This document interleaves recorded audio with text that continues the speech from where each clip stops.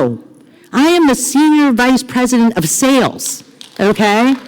My oversight has been with hundreds of loan originators. I am responsible for the bottom line and profit of this company, and I would like the credit. I don't think I went that far when I got the introduction, but I'm saying that to you. We have to have the courage to own our own tenacity. We can't tamper down what is in us, the fire that gets lit in us. So many times as women, we apologize. We do this in our relationships, ladies, when the apology doesn't even belong to us. Something is happening to us at work, something is happening to us in our relationships, and we kowtow to the situation. I am here to encourage you to be as tenacious as you can be. I raised a 19-year-old boy. I had one son. And I will tell you, I did that as an executive, traveling tons of weeks. I traveled 34 weeks of my 40-week pregnancy by airplane. People thought, how the hell was I going to do it? He's been watered and fed the whole time, I will tell you. And he's done great. And you can do it. You can do all of those things. I, like you, I've been on conference calls with baby formula on my shirt. I've had all of those things that have happened and will continue to happen in prioritization. I had a chance to see Tim Grover with about 100 people in Atlanta, and this quote really stands out to me. And if you don't know who Tim Grover is, he's a best-selling author of the book Relentless and Winning. And if you've never read these books, I encourage you to pick these books up. He's a high-performance coach, and he was Kobe Bryant coach and Michael Jordan. And he said something really interesting. He said, motivating you is not anyone else's responsibility. That is not sustainable. The effects wear off. It is found in breaking through your own ceilings and pushing beyond your known limits until it changes the way that you think. So I want you to know something. When I see something in somebody, you're going to see me pushing them. If you've ever heard that term, pulling punches, if you Google my name, if you look at the stuff that is out there about me, they're going to say that I'm tough. They're going to say that, I am someone that will push people to the edge. My feeling is if I see greatness in people, I will concentrate on the middle and greatest part of sales performance, because those are the people that think they've done it all, think they know it all, think they've reached the mountaintop, and I know that they have the capacity to go even higher. I know that they have what it takes to break through a ceiling that they've placed upon themselves, and I'm willing for them to not like me for a little while, to say, you've got more, when they stand and say, I don't, and I say, you do. And so I've been unpopular at times in my career, getting unbelievable results from these people. And the after effect of that has been them really loving me and appreciating me for being that coach that would run the court side when they had the ball in their hand, timid in the shot, and say, take the shot, you've got it. You've got the ability right now, you have all the skill, and then watch them reach a place that they never before had ever had anyone push them to reach. And that is the place that I had great leaders and mentors help me reach. The number one trait, and Holly, who was just up here, said it in her closing, thanks for the tee up, was they grind. The number one trait, Urban Dictionary says, to grind is to work your ass off to get shit done. Grinders don't quit before they reach their goals. Grinders have hard work ethic. Business success requires to grind. Grinding is kind of controversial. There's so many people that want to politically correct the work-life balance. I'm here today to tell you, just as somebody said today on stage, it is about prioritization. I think that it was Ashley Bedford, right? And it's true. It is about how you juggle all those balls. But don't apologize if you're a grinder. If you want to lay down hard work, most of my career was built staying till 8, 9, 10 o'clock before I had Jagger. And I'm not going to make apologies for that. I don't want anyone that wants to run the race and put their motor and pedal to the metal to feel sorry because some other naysayer is saying they're working too hard, too long, or too much. I won't require you to work long, but I know that getting to the end of that race and that checkered flag is going to look different for every single one of us. So race your car, unapologetically, whatever it looks like. Do it. We so many times are silenced and naysayed by the voices around us that don't like confidence. I have been a person my whole life that has gotten picked on even as an adult and as a leader. I had a partner once, a male partner, that said, "You're like a cheerleader, Christine." And I said, "Well, you're saying like that sounds like a bad thing." And he said, "Well, you always have your pom-poms out." And I said, "Well, my results are better than yours, so maybe you should buy some pom-poms." And that is how I felt in that moment, and I did not slow down or look back. Because those are the people that are dealing with things themselves. They're looking at success a certain way. They're in their own struggle. And I don't hate those people, because then I'd be a hypocrite for them hating me. Instead, I think they're on their journey. They are looking at success a certain way. And so I invite a lot of those people, some of my so-called enemies, to my table. Sit with me. If you still feel that way later, that's fine. But we're all going to have that approach differently. Number two, they're hooked on selling. They have a hardcore love and passion for what they do. Someone else said, "I love what I do." Might have been Ashley Bedford again. "I love what I do. I love doing mortgages," and proclaimed it from her heart. I believed her. I know a lot of people in this room that feel it that way. The bug is going to drive them. They are addicted to their work. Another word that has been made to seem bad. I went to the lengths to go into this book about where the positives come in a tenacious drive, a tenacious commitment, other words you could use beside addiction to something, a workaholic. I love how they have always put these hard things there. I get done what I get done. I wrote the last 6 books, running 2020 Vision, building 2 more new companies, and I laid down about a 45-hour work week. I get a lot of shit done when I put my head down. It doesn't look like 80 hours. People say, "Girl, you need a life." And I say, "You assume I don't have a life. I have a life. What do you mean? What do you see and what are you feeling?" And they'll share with me what they think. They see their work as an enjoyable means to success. Les Brown, world-renowned motivational coach and co-author of my book, Finding Honor, The Journey to the Truth, wrote the opening in my book. And he said, "I have to demand more of myself, continuing to reach for more. When we stop challenging ourselves, we die. And when we stop stretching, our dreams die." And that is so, so true. Number 3 is they seek and sustain excellence. They look for the answers to succeed and apply them with immediate action. They do not hesitate in taking action, even if pragmatic and risk-taking, and they possess a fight to win and succeed. And so that's in us, right? It's in us to do that and to stop when we get to excellence and say, "How did I get to this mountaintop? How am I going to stay on this mountaintop? Am I going to get here again a different way? What will it look like tomorrow?" You guys are winning because you're here. Julie talked about the people that are not here anymore. Give yourselves a round of applause. We're here. We are here. And we're going to be here for the boom that's coming. Behind every bust is a boom. And behind every boom is a bust. It is just a natural evolution. And guess what? We've been in that bust a long time, and all the signs and all the economics and all the reports tell us it's coming. You are probably 6 months in front of a tidal wave of stuff with a much smaller pool of originators. We are gonna get busy. So get ready and practice and go home tonight and take all the things you take from UWM Live and get yourself organized. Get in front of your database, okay? Market different ways. Help your realtors find listings. Ask people who their best realtor was that they ever worked with. Ask them to drop that realtor's name in the comments. Tell them you're building an elite realtor list. And then thank every single person, because if they had a great experience buying or selling and they want to drop that realtor, and that's the question, did you have a great experience with a realtor? Who is it? Drop their name in my comments. Thank them, go over to your messenger, and then ask questions of that realtor. Don't sell a thing, and say, "Tell me where you cover, what you do, what your expertise is," and then build a realtor CRM and fill that thing up with knowledge and value. You're going to grow so incredibly. Let your realtor see that you're looking for business too. Number 4, they can still win running on thin treads. How many of us feel tired right now?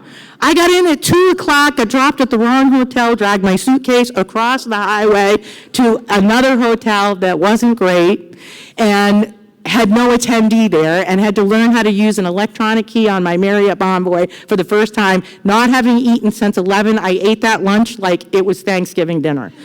And you know, we do what we got to do, right? And we just laugh at these moments and we say, well, this is how it's going to be. They focus on daily routine that re-energizes their engine, self-care, listen to me, ladies, exercise, healthy boundaries, sleep, and they read, write, and speak a lot. I am going to be 56 years old in November. Yeah.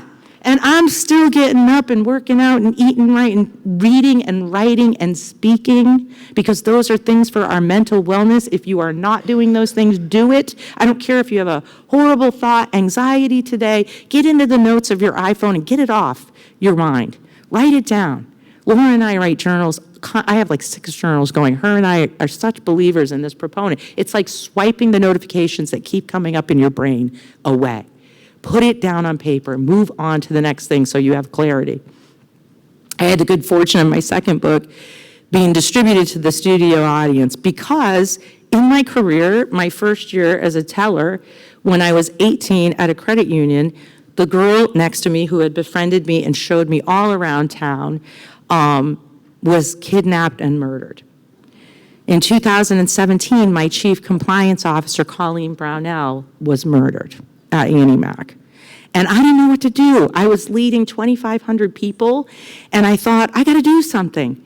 And so I wrote a really controversial safety book, very different than any safety book you'll ever read. It has a red patent leather high heel making a line in the sand, and I yelled at the women in the book, basically saying, we need to do better to protect ourselves, because in both of my girlfriend's murders, there were mistakes they made that allowed some evil in. Am I blaming them? I'm not. I'm saying, just like I do as a coach, we have an opportunity to protect ourselves. And believe me, last night, dragging my suitcase across the highway, I thought to myself, I am violating at least 6 of these rules right now. So, it was a wonderful opportunity, and having that opportunity helped set me up for the next books that I would write. Number 5, they don't lose success when they reach it. They stop and examine how they reach success and then work towards repeating it, even when the conditions change. How many people kept doing the same damn thing the last 2 or 3 years that they had done to get successful, and it wasn't fruitful? You could be shooting the same arrows at the same target and missing the mark in the market that we had just been in. And there needed to be a movement in the way that you sold, the way that you marketed, and how that you did it. And you had to change those habits, and you may have to go back to the old ways in a future market, but you need to understand, if you already reached the mountaintop and you climb a different mountain, there are going to be different rocks, different terrain, different weather, but you already have what it takes, because what got you to the top of that mountaintop has nothing to do with your shoes or the weather. It has to do with your mind. It has to do with your tenacity. It has to do with your belief of not quitting and getting up to the top of that mountain. Number 6 is they self-preserve and sustain success through giving to others. They learn to teach. They become teachers, leaders, and experts of their trade. They surround themselves with others seeking to win. They seat their tables with winners. Look around this room. I love that they made you introduce yourself to each other. I got to meet some of you that I did not know. Please be part of my inner circle. You can write me on any social media platform. I answer all of my own personal messages. Nobody's doing it for me. I probably need a VA for that, but I don't. Because I still enjoy it, and it's where the most intimate conversations are taking place. When I was starting this business in 2016, I had no social media. I had like 500 Facebook friends, 1,000 crusty LinkedIn friends, and that was it. I had no Instagram, no TikTok. I don't know that TikTok was there. I'd never been on MySpace, skipped that whole era. Gary Vaynerchuk had a video on LinkedIn on $2 a day theory in marketing, and it was a bunch of activities that I have now expanded on, and I did a video and I said, okay, Gary, I want 10,000 followers. I did exactly what he said to do. I ended up getting 100,000 followers, and I launched 2020 Vision, and to this day, we are a 0 paid for ad business free social media platform. I have sold $17 million in coaching. I want that to sink in. Spending, theoretically, $2 a day in free social media. If you want to learn what those things are, anywhere on the internet you can do that. Well, he called me on December 4th, 2018. I was in the Dominican Republic sitting next to my sister drinking a pina colada, and it said New York VaynerMedia, and I was like, yeah, right. But I answered it. And they said, Gary Vaynerchuk would like to speak to you at 3 o'clock today. I was like, absolutely. And I took that call, and he had me come, and I did a influencers moderation at the Miami Garden Stadium. I almost passed out walking up on the stage. And it was one of the most incredible moments of my life. And that story is such a simple story. I took something that someone taught me that was free on social media. I challenged him to say, I'm going to call you to the mat. I'm going to see if it actually works. I'm going to put it to work. And I'm going to come back in a year and tell you if it did work. And I caught his attention. And then for that, I was rewarded an incredible opportunity. What chances are you not taking right now? What things are you not applying? Number 7, they have a love for the game. And they have game. They are competitors. They are not the naysayers of others' success. They are attracted to others who possess the same characteristics. I am a fierce competitor still to this day. I love that. I get into the competition. I'm willing to lose. I'm willing to make a fool of myself. By the way, I'm super fucking clumsy. And so everywhere I go at conferences, I'm likely to fall down, rip something, spill something. Like that is where you're going to find me, and I've learned to laugh at myself, and it's just one of those things. But I'm going to get in that 3-legged race, and I'm going to race. Number 8, they want status. There's no shame in that. When I first got into becoming a loan officer and my name was on the bottom of the ranks of that 210-person list, I hated looking at that report. I didn't want to open that report because it was a big goose egg for like 90 days. And then I got on the map, and I remember coming home that first month where I was literally not in the bottom 20. And then when I got to the middle, I thought, okay, I'm average. It feels great. But I knew I wanted to be at the top, and I was going to get to the top. And from the year after I became originator, I ranked in the top 5% of my originations my entire career. And I have brought huge teams to the top of competitions as well. I had the opportunity of seeing Damon John. Incredible story, friends with his wife on Instagram. We've had a few messages. Love his message. He wanted to sell a clothing line. He would follow LL Cool J in the Bronx, throw sweatshirts at him. His friends, every single weekend when LL Cool J would come out, he'd throw his sweatshirts at him. And then eventually, after doing it for like a year, LL Cool J wore it on something on YouTube, and the thing went viral. And when it went viral, he didn't even have anybody to sew the clothing line when the sales kicked off. He had an engine to sell the clothing line, but he didn't have the means to fulfill it. He had his aunts, friends, family members sewing clothing to kick off, and then he scaled into it. Too many times there's a message in that. We wait for the perfect conditions. We've got to know all the guidelines. We've got to know all the workflow. We've got our race car on the side of the racetrack, and we're waiting for the perfect opening. We may or may not believe that we're going to win. We know we want to be in the race, but something's holding us back, and I'm telling you, pull your car on to the tracks, believe in yourself, and start racing. You will figure it all out as you go. Number 9 is they like to win. They understand it will be hard work to get a win. When they win, they want to win again. They want to be a consistent winner. I'm going to tell you something. Try to win something.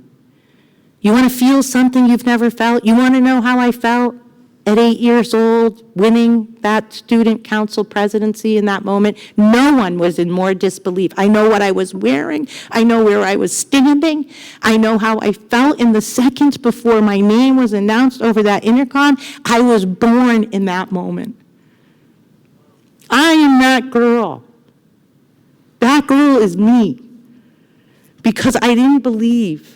And today I believe, and if I can give that back to all of you, and everywhere I go, if this message can resonate to you, that we have everything we need one other person to believe. The gift and power you're going to have when you leave here tonight is not going to be in making yourself strong. It's going to be in giving everything you have to everyone around you and cheering them on, because in that you're going to receive strength back.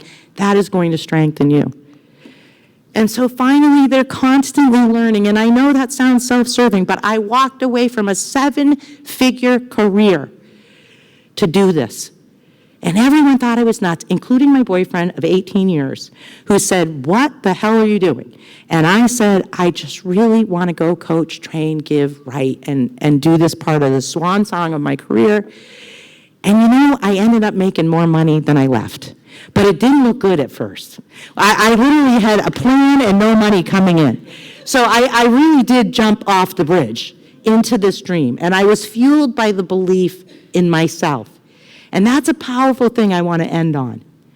Because nobody in that moment told me to leave. Everybody told me to stay. I was getting the opposite advice. And at some point in your life, you're going to get bad advice. Somebody's going to tell you to stay in the miserable relationship you're in. Somebody's going to tell you not to take the risk you want to take. Somebody's going to tell you something they would do and not what you want to do. And I believe now, for the first time in my life, in myself, at 50, I didn't have one other person that believed in that. I wrote a book with Laura called Win or Learn, and I write the opening chapter, and it says, the title is Call Me Crazy.